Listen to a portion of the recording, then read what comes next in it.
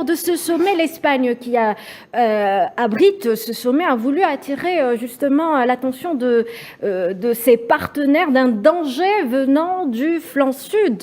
Cela nous amène aux dernières déclarations donc, du chef de la diplomatie espagnole, José Manuel Álvarez, qui avait, à la veille du sommet, qui avait parlé de menaces venant du flanc sud. Je ne sais pas ce que vous en pensez, monsieur Hesni Abidi, sur ces déclarations. Qu'en pensez-vous sur cette menace qui vient du flanc sud ?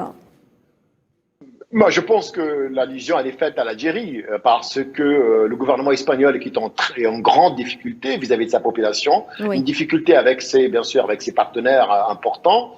Il a essayé d'engager, de mobiliser l'Union européenne, puisqu'il y a une relation importante entre le responsable de la politique étrangère, M. Borrell, espagnol, mais aussi du même parti, le Parti socialiste, et en abritant l'Alliance atlantique, il a voulu aussi avoir le soutien. Je ne pense pas que l'Alliance atlantique est prête à suivre le gouvernement espagnol dans, bien sûr, ce délire de dire que la menace, elle vient du Sud. Et évidemment, il fait une allusion à la menace énergétique en disant que certains États utilisent le pétrole et le gaz comme une arme politique. Et là, je pense que c'est vraiment une sortie de route qui est contre-productive de la part du gouvernement espagnol, et je ne pense pas que l'Alliance atlantique va suivre.